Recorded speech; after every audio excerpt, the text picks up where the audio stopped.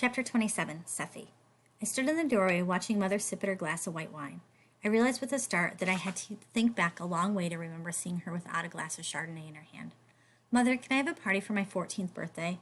Mother looked up from her magazine. All she ever did, read and drink, spend time in the gym or the pool, and drink, shop and drink.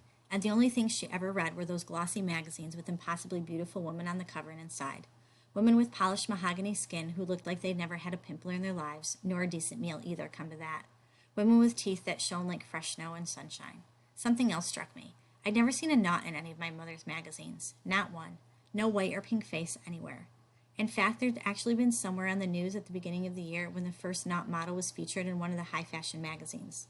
I couldn't see what all the fuss was about at the time. To be honest, I still couldn't. A party, eh? Mother's voice brought me back to the here and now. I don't see why not. And that was it. I was so surprised I couldn't speak. I expected far more of an argument. After all, your teenage years don't last very long. You should make sure you enjoy every moment of them, Mother said with a smile. I wondered how many glasses of wine it had taken to bring on this good mood. And even though I knew I was being uncharitable, I still resented the glass in her hand for making Mother happy where my sister Minnie and I couldn't. Where would you like to have it? Mother continued. Couldn't we have it here in our house? I suppose so, Mother shrugged. We could take on some extra help for the day to help out. Do you want an entertainer or a magician? Mother, I'll be 14. Mother raised her eyebrows. So I'll have an entertainer, I smiled. Mother smiled back, one of our rare moments of connection. So how many guests do you think you'll have? Asked Mother. Everyone in my class and some of my cousins, and my other friends from ballet school and riding. About 40 odd, I suppose.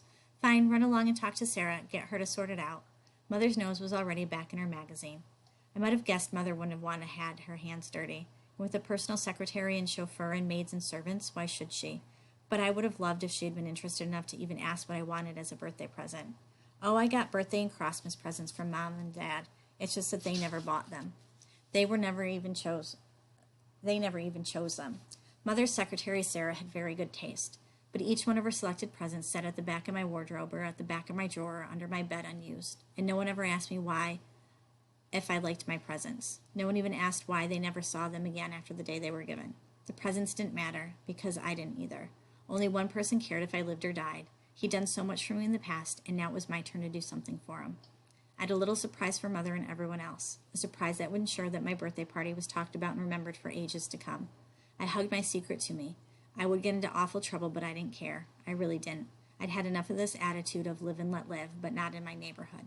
It wasn't that I thought I was better than anyone else or anything, but someone had to start somewhere, show them all what hypocrites they were. So why not me? And why not now?